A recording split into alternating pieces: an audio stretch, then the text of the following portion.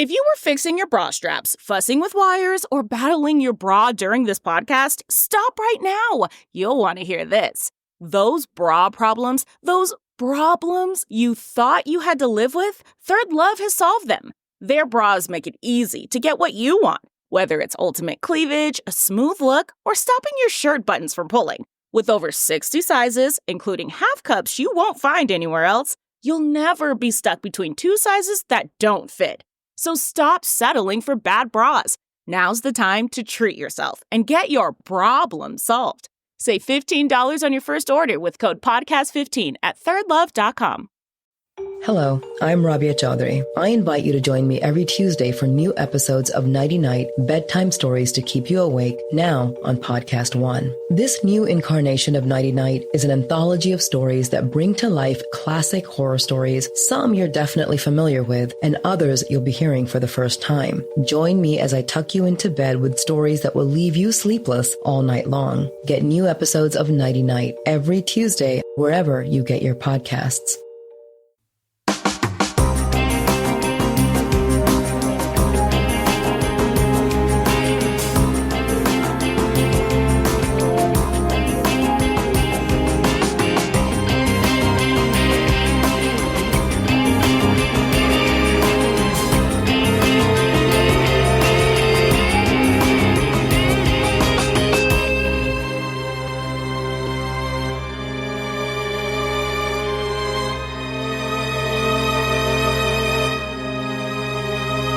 Hello, everyone, and welcome to episode 344 of the True Crime All the Time Unsolved podcast. I'm Mike Ferguson, and with me, as always, is my partner in true crime, Mike Gibson. Gibby, how are you? Hey, man, I'm good. How about you? Doing great. We had a week off. Yeah. I went on a cruise. Aye, man. It was very relaxing. Yeah. To be honest with you, a little bit tough to get back into the swing of things. Always is. Everybody knows that, right? Like when Yeah. you go on vacation, that first week back is just very tough. You need a vacation from the vacation. From your vacation. And then we had Christmas. How was yours? It was good.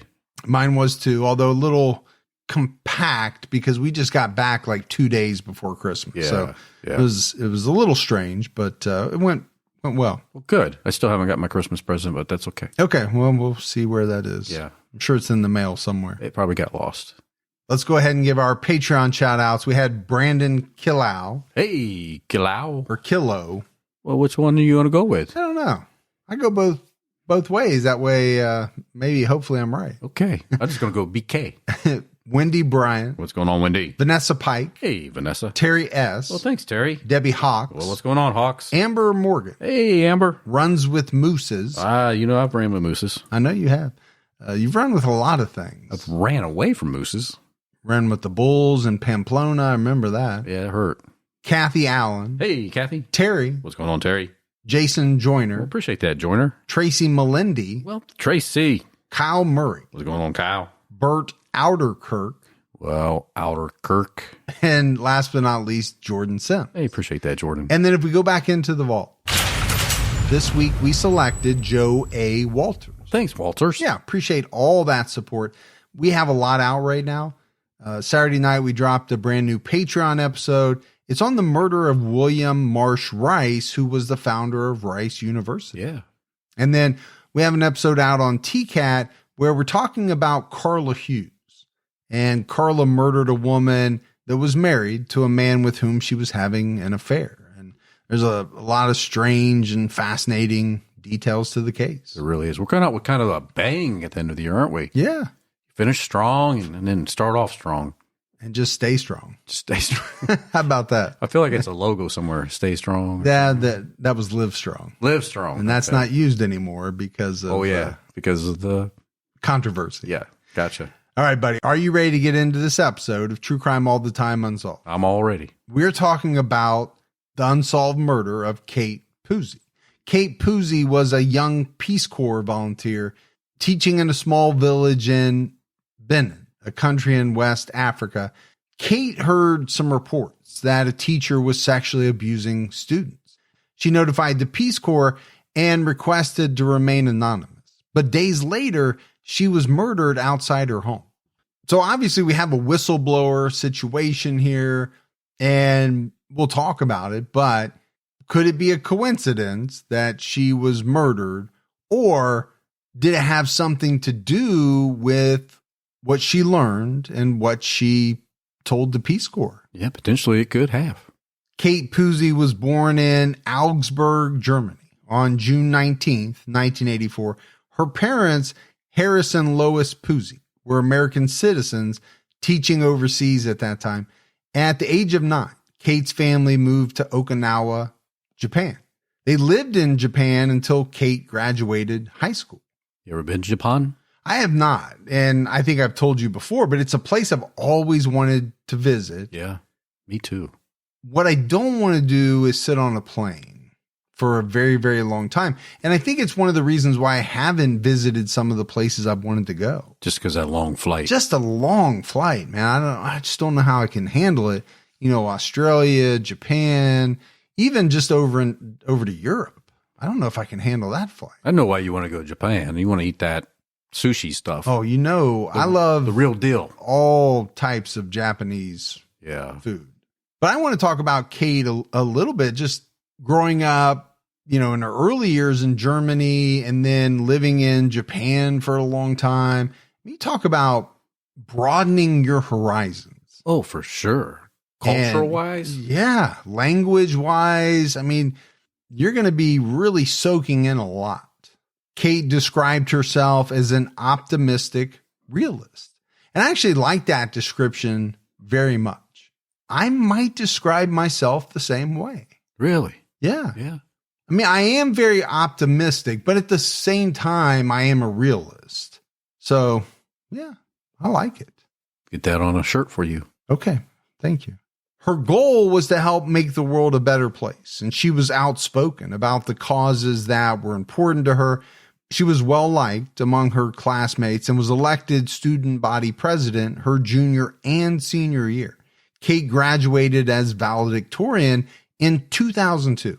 Really sounded like she had her head on her shoulders good. Oh, I mean, absolutely. And when you think about someone being elected student body president, you know, junior and senior year, yeah, you got to be pretty well liked for that to happen. I would think so. Obviously, you have to be very smart to be the valedictorian. So she had a lot going on. She did. For her. She moved back to the United States for college. She attended the College of William and Mary in Williamsburg, Virginia. Very good college. And she majored in sociology with a minor in business.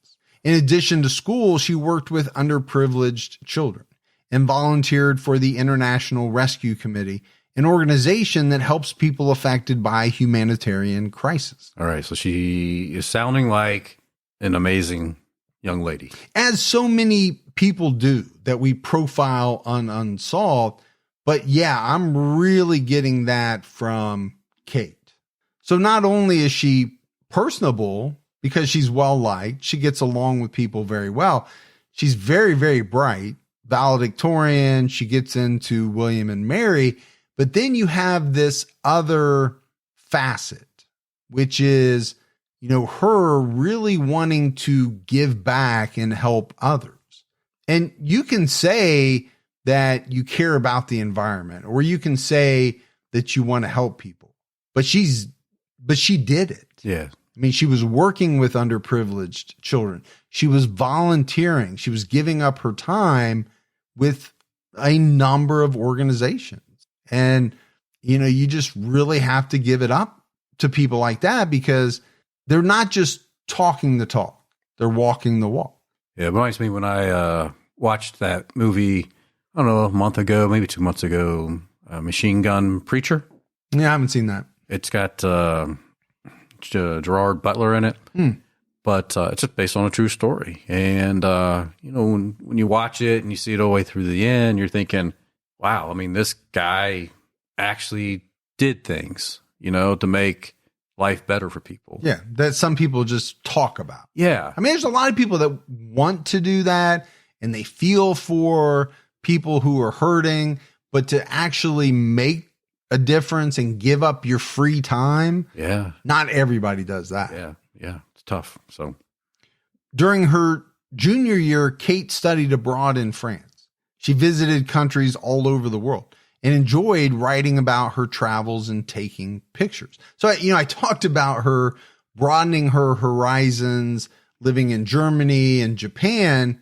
Now she's studying in France. She's visiting all these other countries. I mean, I'm just getting this picture of such a well-rounded person, caring person, but also very knowledgeable and worldly. And you can actually read Kate's posts about her trips by visiting her old blog at beinginbenin.blogspot.com. I don't think people blog as much as they used to. Blogs used to be very, very big. They were. Back in the early 2000s. I think they've kind of not gone away, but they're by no means near as popular as they used to be. I think they've been taken over by stories and YouTube and TikTok. Yeah. And, everything's fast paced. After college, Kate worked as an English teacher for the International Rescue Committee. In July 2007, she joined the Peace Corps. Kate was assigned to teach English in Benin, a country in West Africa. It has a population of around 13.7 million people. It's located on the Atlantic coast of Africa between Togo and Nigeria. So, I just got done saying all these amazing things about Kate. And now we learn that she joined the Peace Corps. I mean, I don't know what else you can say about this woman. I mean, she was selfless. Hey, you have to be to join the Peace Corps. You are going to some impoverished country, most likely, to try to help, to try to make a difference. You're not going to be staying at the Ritz. You're not going to have a hot tub in your room. You are not. You're not going to have fine dining and air conditioning. Starbucks around the corner. Yeah, I don't know what the living conditions are, but I can't imagine they're great. And so why would you do that? It's only because you want to help other people. Yeah, it's awesome. Aaron Case, a writer who won the 2015 Peace Corps Writers Publisher Special Award for a story about Kate, wrote that Benin is hailed as a model of democracy and progress. Beninese citizens are known for being generous to visitors who want to learn about their culture and embrace their lifestyle.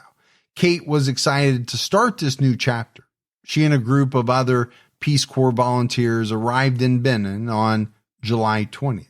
Kate was assigned to teach middle schoolers in a small rural village called Bajude for the next 2 years. She was scheduled to return home in the summer of 2009. And, that's the other thing about the Peace Corps. When you sign up, you're not going over there for 30 days. Yeah, it's not like a summer trip. No, you are going over there for an extended period of time. So she first had to complete 9 weeks of training. She learned about life in the country, and she met her host family. Halfway through training, she and other volunteers went to see the village. Kate wrote on her blog, "My time in village was brief, just one full day of meeting everyone in the tri-village area, but it was enough to realize there was a good chance I was going to be very, very happy there. The people were friendly and welcoming. The street food, cheap and delicious. The market, mere feet from my front door, and my house so nice as to induce bouts of guilt." Kate moved to Bajude in September 2007. A teacher named Ibrahim Zachary told writer Aaron Case that Kate was always smiling and spoke to everyone. Lois Puzey, Kate's mother, said that she knew all the families and the children and developed a close bond with them. Not surprised. No, I'm not surprised at this point by anything that this woman did. Her parents must have been so incredibly proud of her and her accomplishments. Once Kate got settled, she started the girls' club at the school and organized girls' camps for local women. She was passionate about teaching women and girls about reproductive health, and she spoke out against male oppression. Pretty soon after starting her job at the school, Kate heard rumors that a male teacher named Constant Bio was having sex with female students. And, when I say having sex, That's the way it was reported. But Gibbs, some of these girls were as young as 12. The age ranges I saw were from 12 to 20. So obviously that's not truly the correct term Right. to be used. That's a kind of a strange name. Constant Bio. It really is. Don't hear that often, do you? No. So apparently he's the son of a wealthy doctor. His family was highly respected. In addition to his job as a teacher, the Peace Corps hired him to facilitate volunteer training. And it was said that other volunteers knew the rumors about Bio. Aaron Case wrote that although it is illegal in Benin, it is not uncommon for male teachers to have sex with or sexually abuse female students. That's a scary thought. Yeah, it should never be common. Former Peace Corps volunteer Nikki Sen, who worked in Benin, wrote a master's thesis on the phenomenon of sex between male teachers and female students. She conducted interviews and learned that girls felt like they needed to have sex with their teachers to earn higher grades or to receive necessities like clothing, shoes, or food. And obviously, these are things that many of us take for granted. Sure. But this is a different country. And to think that to be rewarded for a better grade or clothes, that you had to do something like that. It's heartbreaking. It is. A Beninese nonprofit found that 65% of students and 70% of teachers could give at least one example of a student who was impregnated by a teacher. Those percentages are outrageous. Yeah, that's really, really, really high. This has led to problems with girls receiving a proper education in Benin. Some girls become pregnant and drop out of school completely. Scene found that some families refused to send their daughters to school because they didn't want them to be sexually abused by their teachers. And I could absolutely see how that would be the case. On the one hand, you want them to get an education. Sure. But you don't want them to go to school to be sexually abused.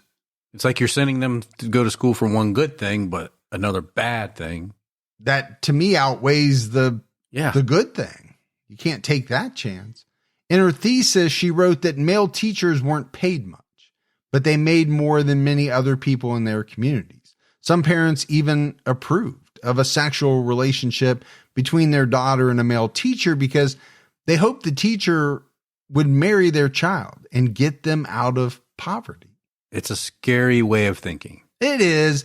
And it's just something that we're just not used to. This is a little hard to comprehend because we've never been in this type of situation. We don't live with what these people live with. Good point. Lois Puzey recalled that Kate seemed worried about Constant Bio from the beginning. Kate didn't know what to do because she wanted to be respectful of the culture, but she knew it was wrong. Kate once complained to a friend in the village that Bio was bothering female volunteers during training.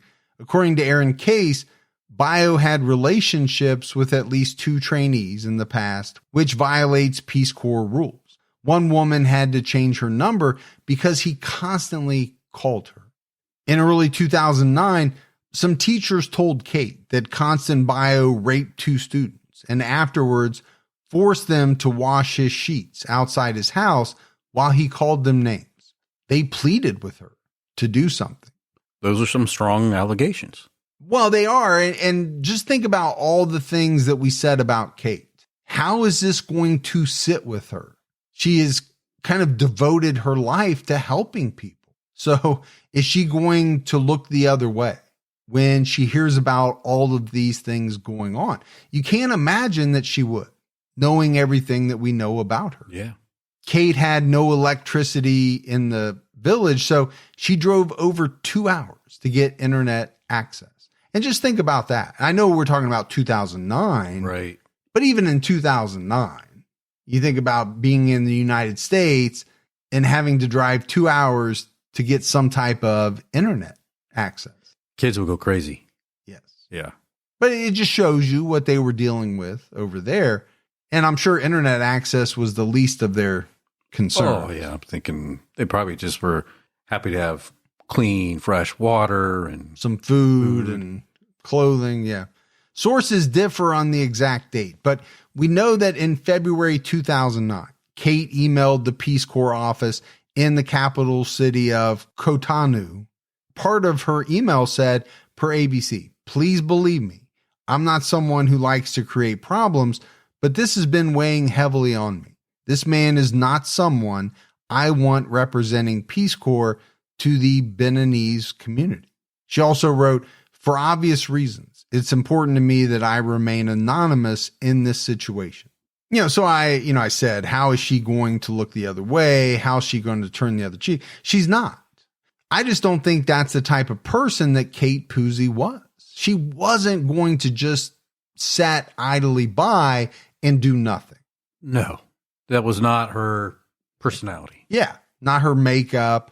So, she writes this email. It's very well written, which you would expect it to be. And it's this last sentence in the first part. This man is not someone I want representing the Peace Corps to the Beninese community. I get from that she took this, as an honor of being in the Peace Corps, of being able to help people. And here's this guy who is, going to give the Peace Corps a bad name, or he's doing things that are totally against the mission. We can't allow this. But at the same time, she needs to remain anonymous. Why? I'm assuming it's because she's in a foreign land. Yeah. She has no idea what this guy's capable of. Now, one important detail is that Constant Bio's brother, Jacques Bio, was the associate director of the Benin office. Jacques had been with the Peace Corps for some time. He started off as a part-time language teacher and worked his way up. True Crime All the Time Unsolved is brought to you by Progressive Insurance. Most of you listening right now are probably multitasking. Yep, while you're listening to Gibby and I talk, you're probably also driving, cleaning, exercising, or maybe even grocery shopping. But if you're not in some kind of moving vehicle, there's something else you can be doing right now. Getting an auto quote from Progressive Insurance. It's easy, and you can save money by doing it right from your phone. Drivers who save by switching to Progressive save nearly $750 on average. And auto customers qualify for an average of 7 discounts. Discounts for having multiple vehicles in your policy, being a homeowner, and more. So just like your favorite podcast, Progressive will be with you 24/7, 365 days a year. So you're protected no matter what. Multitask right now. Quote your car insurance at Progressive.com to join the over 28 million drivers who trust Progressive. Progressive Casualty Insurance Company and Affiliates. National average 12-month savings of $744. By new customers surveyed who saved with Progressive between June 2022 and May 2023. Potential savings will vary. Discounts not available in all states and situations. According to the Atlanta Journal-Constitution, Kate wrote that Bio was harassing, sleeping with students, and she feared retaliation if Bio's brother knew she was reporting him. Well, that's a legitimate concern. Yeah. To be fearful of some type of retaliation. Several days later, on March 2nd, Kate received a response from Peace Corps Director Cheryl Cohen and Training Director Florence Honvo-Bello. Cohen assured Kate her report would stay anonymous. On March 6th, Director Cheryl Cohen informed Kate that Bio would not be rehired. She wrote that he would receive a letter explaining why, but she would not be named. But Kate didn't receive these emails because she returned to the village and had no internet access. So it sounds like, they took her concerns very seriously to the point where, they made the decision they weren't going to rehire this guy. They communicated that back to Kate, but she didn't know it because she couldn't receive the emails, obviously, once she left. So where does that leave her? Yeah. Could it have been helpful if she had knowledge of these emails that were sent to her? Well, I think it could be from the sense that on the one hand, she might feel a little relief that this guy's, at some point not going to be around. But then, on the other hand, would she also possibly be a little fearful that he's going to be informed of why he's not being rehired? And then he's going to want to try to find out, who ratted him out. Now, maybe the fearful part doesn't come into play because she assumes that he could never know it was her because it's supposed to be anonymous. Yeah, but sometimes in those situations, if you've been there for a while and you've never had a problem, and all of a sudden somebody new comes in, now you have a problem, you sometimes can isolate that out and just make that an assumption that, it's probably this person. One, she doesn't seem like she really likes me, too. Yeah, I get what you're saying. And also, when people say, that we'll keep it anonymous, sometimes that's not always possible. That's true. As hard as they may try, somebody figures it out, or somebody sees something that they're not supposed to see, and it has, a person's name on it. Especially knowing that there's a family member high up in the organization. Yes. And she knew that. Yeah. And she was fearful of that. At some point, an administrator called Kate and asked if she wanted to start legal action, but she refused because of a lack of hard evidence. In early March, Constant Bio received notification from the Peace Corps that he was dismissed from his contract position. Kate spoke to her mother on March 8th, 2009. She seemed distracted. Lois asked what was going on and recalled Kate saying, per the Atlanta Journal-Constitution, "It's just this craziness with Constant Bio." She said, "It's okay, Mom. I'm handling it." Then she changed the subject. I'm just trying to think about, what this would have been like for Lois. She had to be concerned. Oh, I think so. Yeah. Because, Kate is in West Africa, so far away. She can't just swoop in and help her. No, she can't. She is pretty much on her own.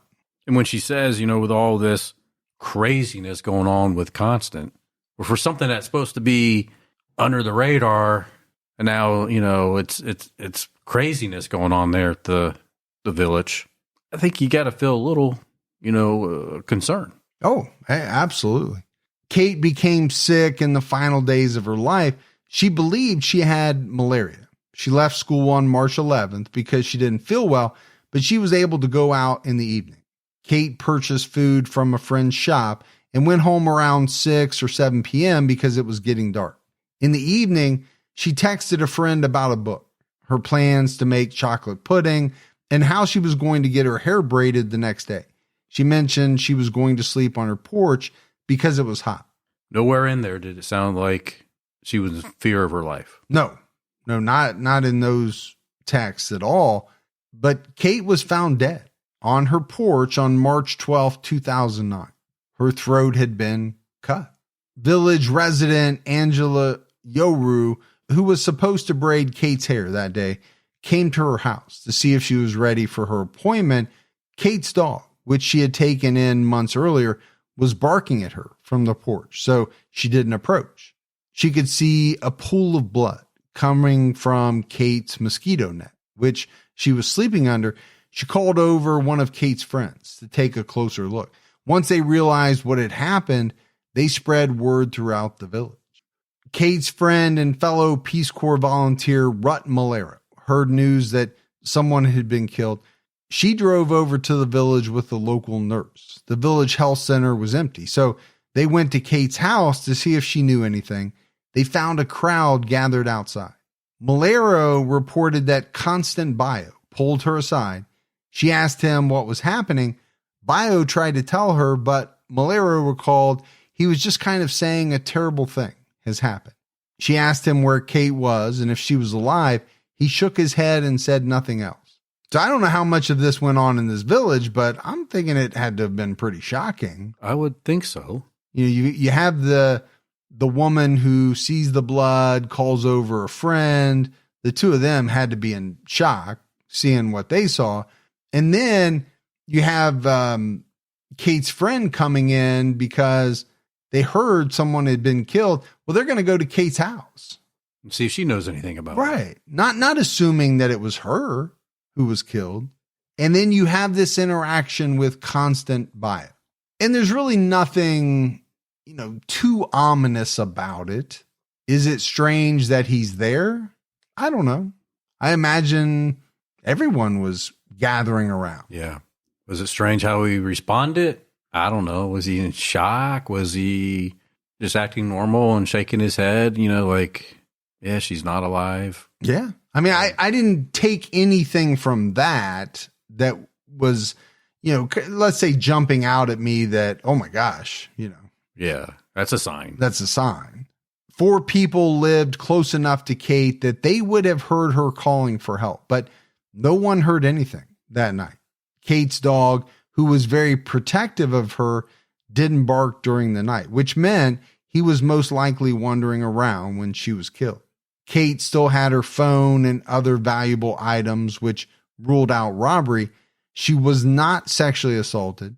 She was wearing earplugs, so it was assumed she hadn't heard the killer approaching. So we have a couple of things here. She's not in an isolated area. There are people around. Right. They heard nothing. But would they hear anything if her throat was cut while she was sleeping? Probably not. I probably to the point where I don't think she would have been able to scream or really even make sound. And of course, with her earplugs in, she probably didn't hear anybody approaching her anyway. Constant Bio was quickly arrested on suspicion of murder. Days later, on March 18th, his brother Jacques was arrested. 2 others were eventually arrested. One suspect was a Nigerian man named Joseph Wigwu. Joseph was a motorcycle parts dealer who occasionally socialized with Constant Bio. So arrests made pretty quickly, and you kind of have to wonder what it was based on. Yeah, was it based on rumors, based on hearsay? Or just the fact that this Constant Bio was thought of as a bad guy, and then you have 2 others. According to writer Aaron Case, it was said that Joseph was either in the village or crossing the border into Togo at 11 p.m. on the night of the murder. Some people reported that his girlfriend called him to tell him what happened, and he returned to the village the next day, where he was arrested. The 4th suspect was not identified in any of the sources used for this episode. Articles from 2009 and 2010 report that 3 people were arrested. So obviously this means that the 4th suspect was arrested at a later date. The suspects were arrested in connection to Kate's murder, but no formal charges were filed against them. And it was said that this is normal in Benin. So I think a little different than what we, are used to over here. Oh, yeah. Where an arrest would not come without some evidence. I don't really know what they had to go on. Besides the fact that they just said, hey, we heard bad things about you, so you're arrested. You 4 might have been involved. So there's no formal charges. Constant Bio professed his innocence in a letter to a Beninese newspaper and claimed he was being framed. The U.S. government assisted the government of Benin from the beginning. The Peace Corps Office of the Inspector General also got involved in the case and focused on the circumstances surrounding the disclosure of confidential information. And you think this has to play a part in it, right? Constant Bio, Jacques, not sure how the 2 other guys fit in at this point. Right. But Kate making the, allegation against Constant. At what point did they figure that out? And was that, the reason for the arrest? The Peace Corps contacted Kate's parents and said she had died, but they didn't give them any details or an explanation, according to Peace Corps worldwide. That would be tough. I mean, number one, you're learning that your daughter is dead. Horrifying. But then to get no details. Pretty shitty. Yeah, it's bad. Lois and Harry figured out what happened by reading Kate's emails and talking to volunteers. They later said that the Peace Corps stopped communicating with them after 4 months. again, pretty shitty. Yeah, I would agree. I understand they're probably concerned about legal stuff, but when someone volunteers for your organization, I mean, don't you kind of owe the parents some respect? Yeah, I absolutely agree with you. The only thing, like you said, that probably stood in the way of that is some lawyer saying, hey, don't communicate with them because they were worried about probably a lawsuit. Kate's parents kept quiet for about a year due to their respect for the Peace Corps and the legal process in Benin, but they wanted to speak out to draw attention to Kate's murder and how the organization handled her report. You know, good for them to be able to hold out that long. I don't know if I could. I don't know if I could give that type of respect to an organization. Because it sounds like they didn't get it exactly back from them. So it's amazing that they were able to kind of hold off as long as they did. Yeah. Lois Puzey told the Atlanta Journal-Constitution in a later interview, Kate loved the Peace Corps. We didn't want to destroy the Peace Corps. We want it to be what she believed it to be. They need to be there when things go wrong, and they haven't been. But they're trying to change all that right now. So Kate called herself an optimistic realist. I mean, I'm sensing a lot of optimism here from Lois regarding the Peace Corps, even though they were kind of crappy to them after Kate was murdered. Peace Corps volunteers made a Facebook page about Kate and promoted a day of service and candle lighting in her honor. Lois and members of an advocacy group traveled to Washington, D.C. in early 2010 to speak to Peace Corps officials. Lois told the Forsyth County News that they had a positive and productive meeting and spoke to congressmen and senators who they felt could help them get the information they needed. Well, I'm glad to see that Peace Corps is working with the family now. Yeah, I'm sure it didn't hurt that there were some congressmen, senators, people like that involved as well. Forsyth County News reported that the case was set to go to trial in the fall of 2009, but it was postponed until November 2010. In January 2011, Kate's family accused the Peace Corps of setting her up to be killed by revealing her role in the dismissal of Constant Bio.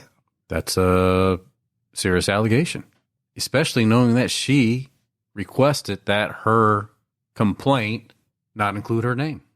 Yeah, I mean, it's a very serious allegation, but you kind of knew, right, from the start that we were heading down this path.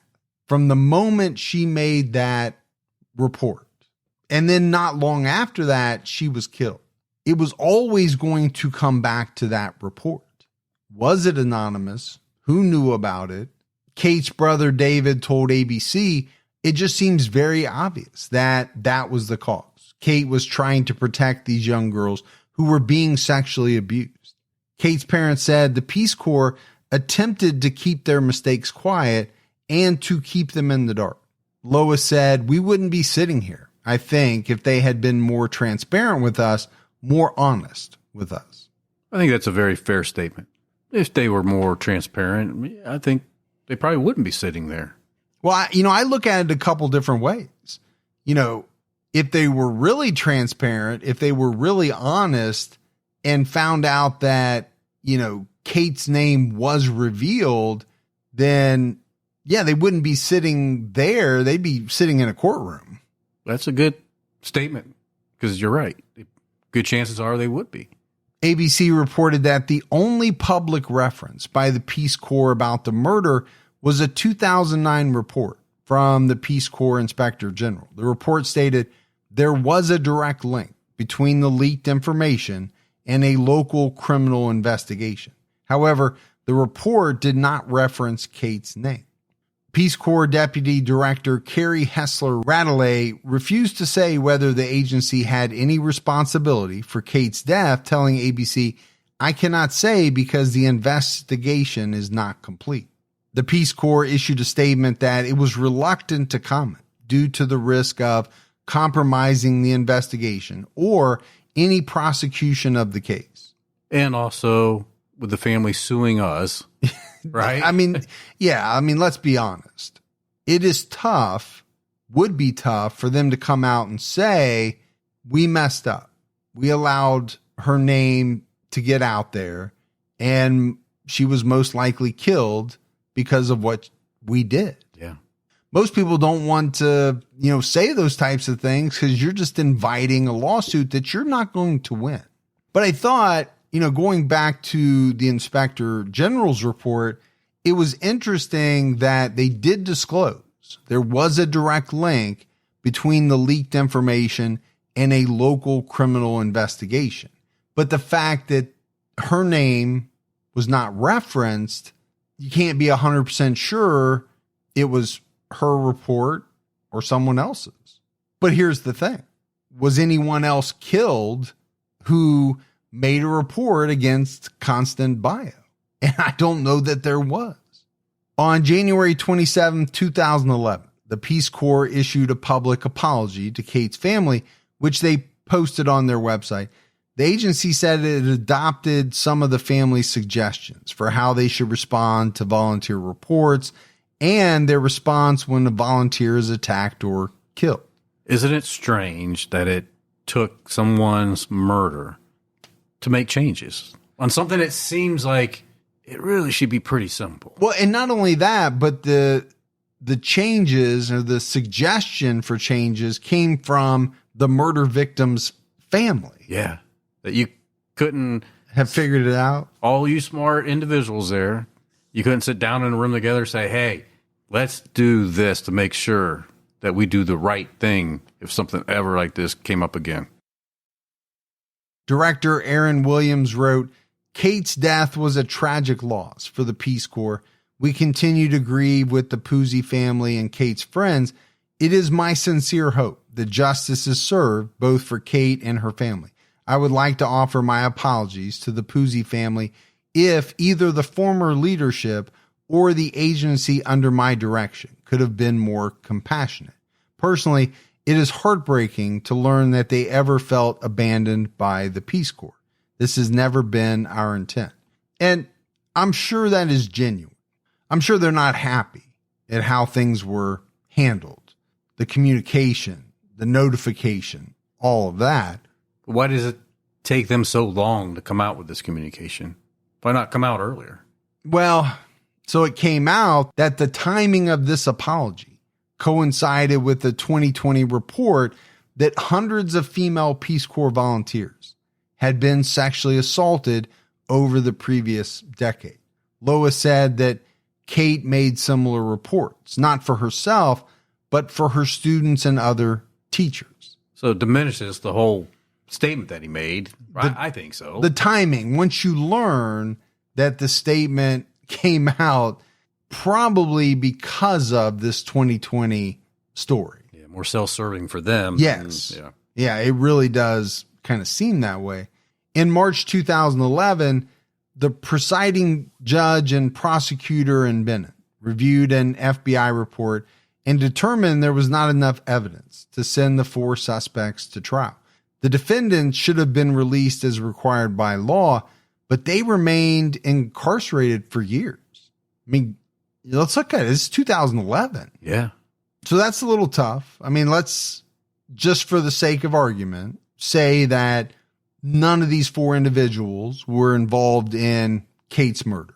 I'm not saying that's the case, but let's just say that for argument's sake. You spend 2 years incarcerated. Yeah. And again, we've talked about it many times.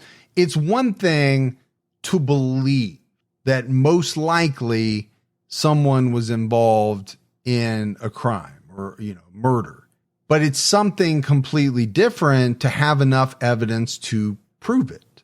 Yeah. Got to have the proof. Around this time, Kate's family created the Kate's Voice Project to raise awareness about her murder and to try to force the Peace Corps to make reforms. On May 11, 2011, Lois Puzey and members of First Response Action, an advocacy group for returned Peace Corps volunteers, testified before the House Foreign Relations Committee.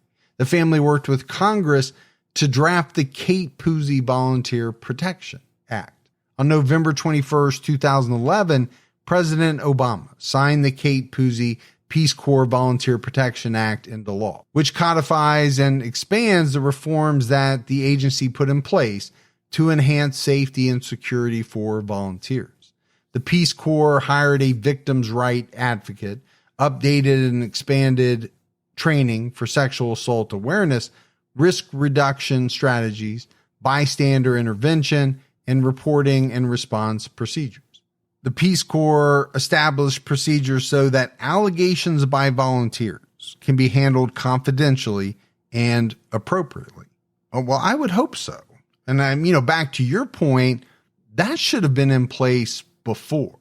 The stuff I mentioned earlier, updating and expanding and hiring a victim's right advocate, updating your procedures, enhancing things, that's all well and good.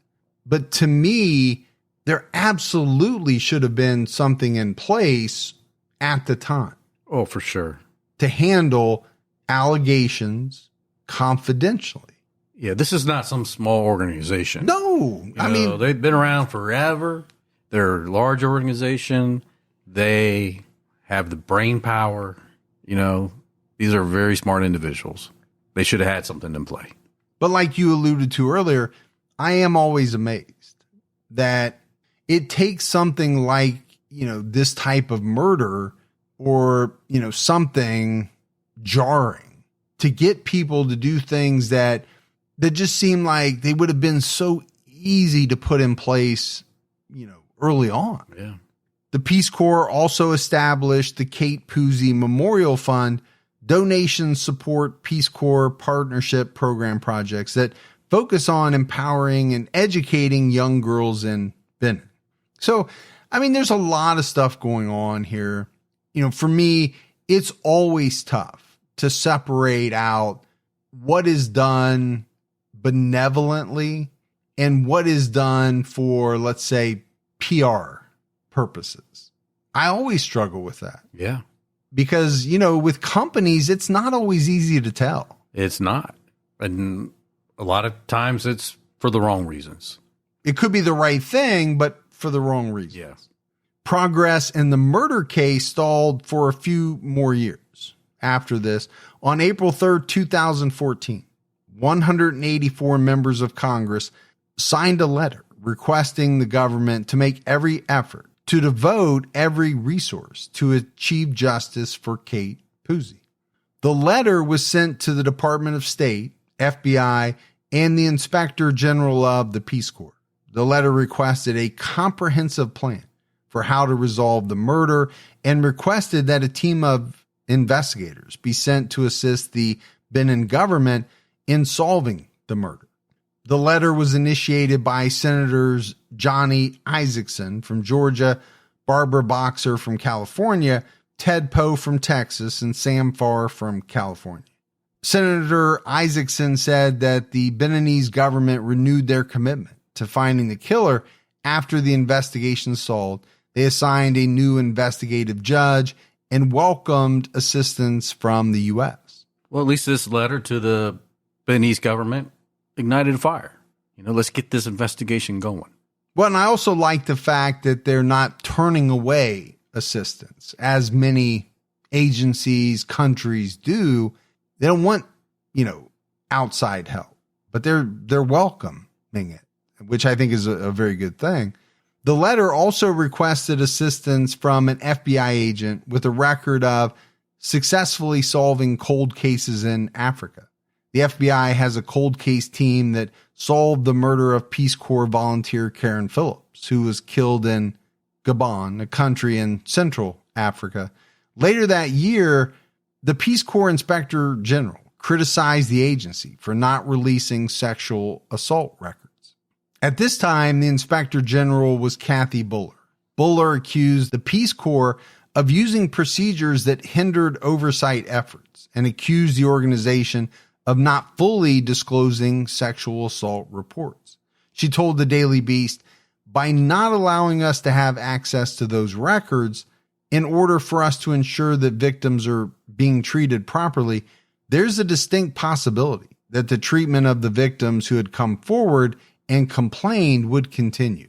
Part of her criticism focused on the Kate Puzey Peace Corps Volunteer Protection Act, which states that a volunteer can submit a confidential report that will not be disclosed to anyone besides those who provide support services. There is an exception if disclosure is required by federal statute.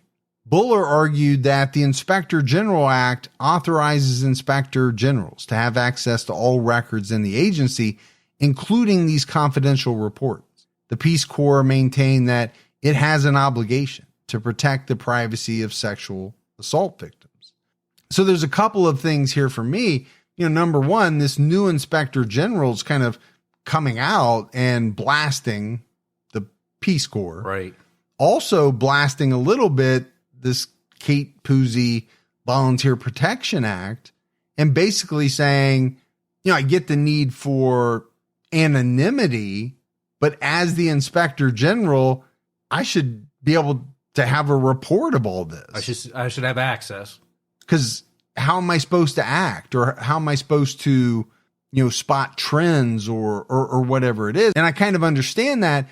At the same time, the protection of the privacy of sexual assault victims is paramount.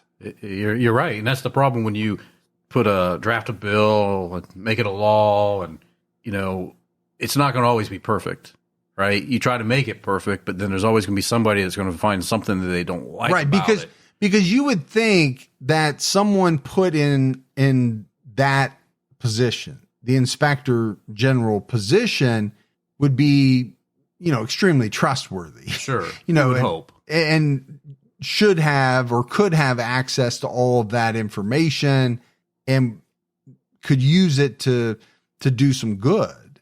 But she's saying she can't even have it. In 2014, the two organizations reached an agreement where the agency would provide additional information, but would withhold identifying information and graphic details.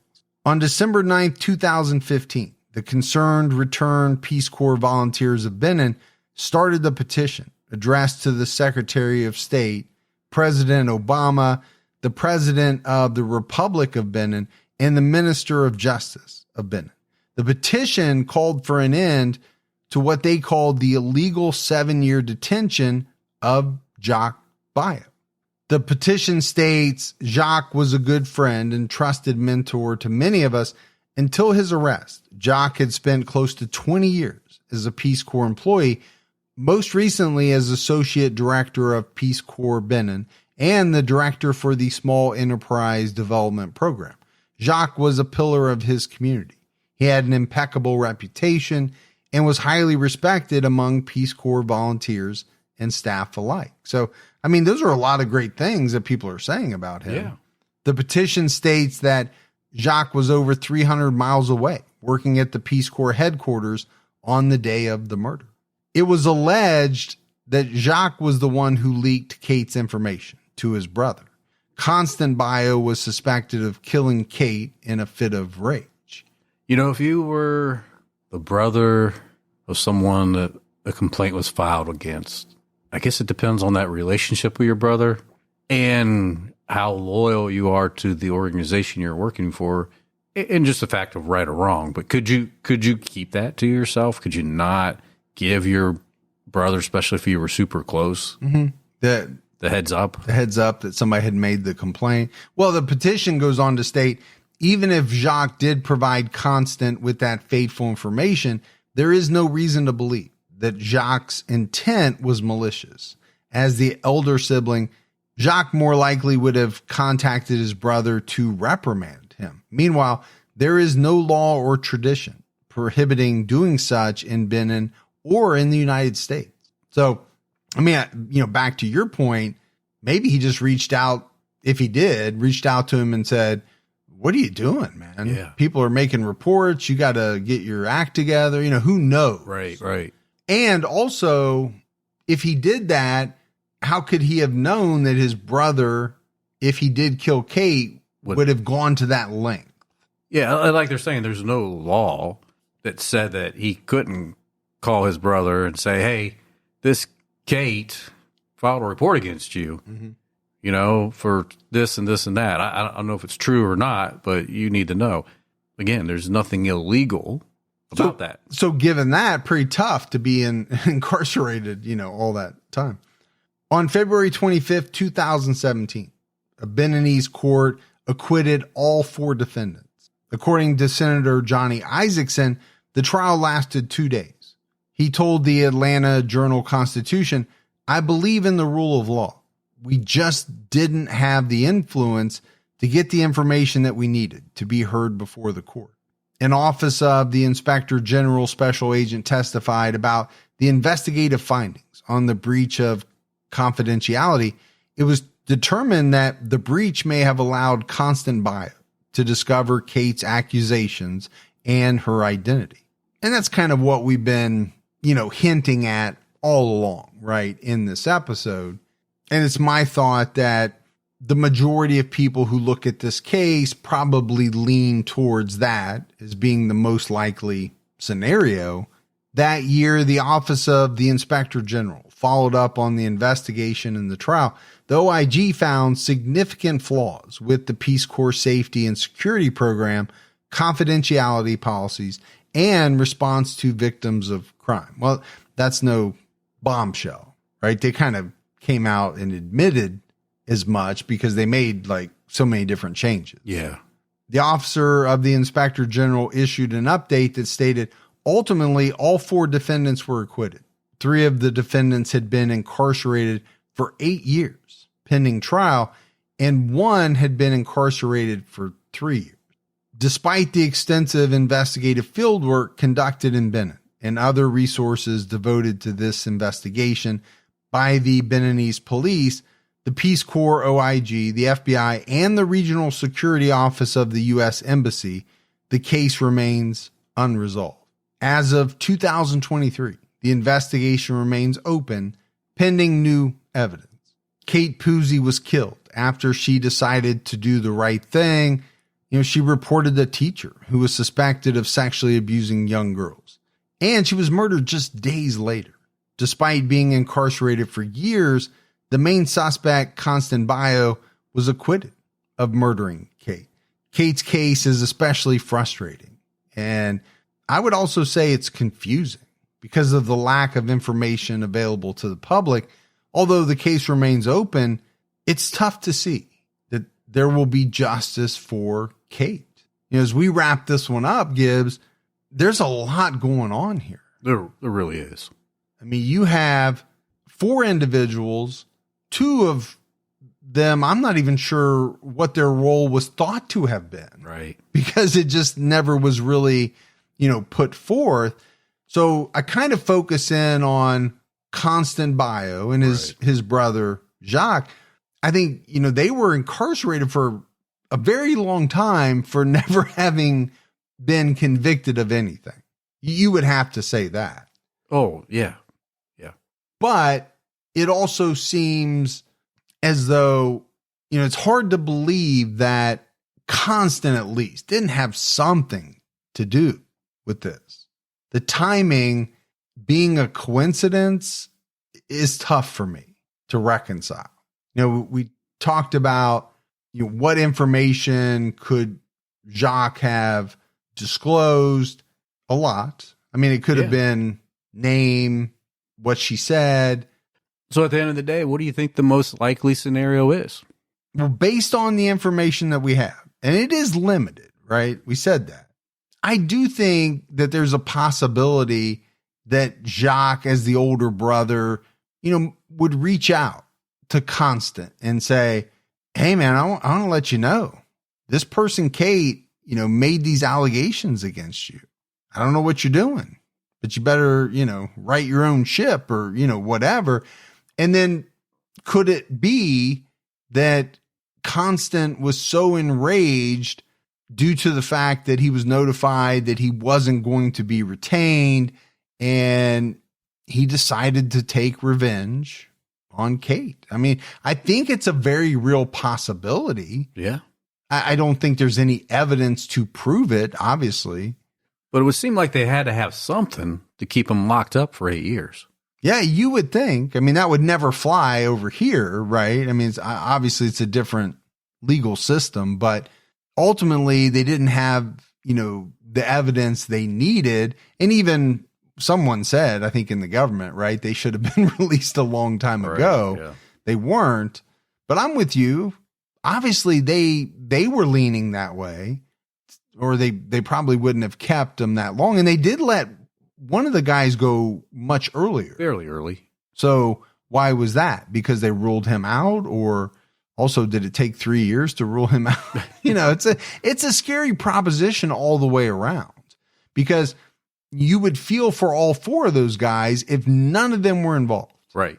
But you could also see a very good possibility where Jacques told his brother something, not thinking that there was going to be a murder or anything like that. Right. But Constant used it to, exact revenge. I don't know if that's what happened, but we don't. It's one possibility. That's for sure. Maybe one day they'll figure it out, but I don't know. There's a lot of time that's gone by. There has been. Yeah. So, yeah, we'll have to wait and see. But that's it for our episode on the murder of Kate Puzey. And, I'll say again, from everything we know about this woman, she was absolutely amazing. Yeah. Yeah. Driven, intelligent, and for me, probably most of all, selfless. She was really selfless. And there's just not that many people in the world like that. Yeah, I think she would have made a lot of differences in the world. Yeah, I absolutely agree. We got some voicemails. You want to check those out? Let's hear them. I'm about to listen to one of the episodes, and I heard where you said that y'all were going on a cruise, but y'all didn't pay for Gibby to go. And I don't think that's what he was upset about.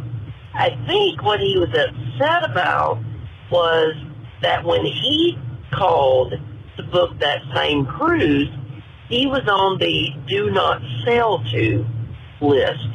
So, I think that's probably why he was a little salty about that. Bingo. So I've got a lot of things to say in response to that. First of all, you're on a lot of do not lists. I am. And, you need a passport, a valid passport, not one of your Jason Bourne passports. I got several passports. You need a valid passport to go. That's your first hurdle. Yeah. The do not fly list means you got to drive all the way down to the port. And then probably the biggest thing is you paying for the trip. What do you mean pay?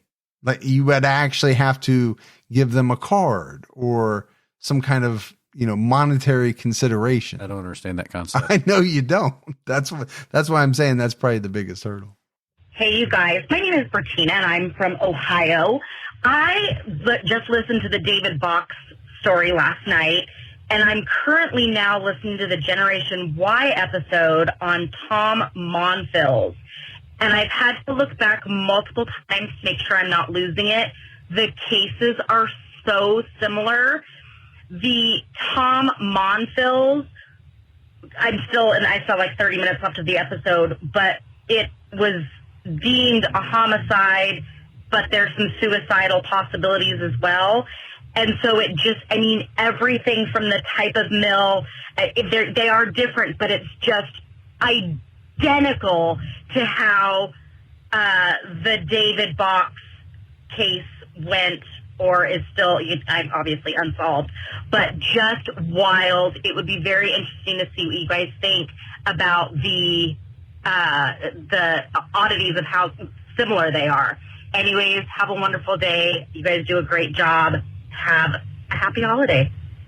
Oh, thank you so much. Yeah, that's a case we haven't done yet. We have not. And it would be pretty interesting to do that one maybe sometime soon so that we could compare it to the David Box if there are so many similarities. We appreciate that. Yeah. Another Ohioan. Thank you very, very much. All right, buddy, that is it for another episode of True Crime All the Time Unsolved. So for Mike and Gibby, stay safe and keep your own time ticking.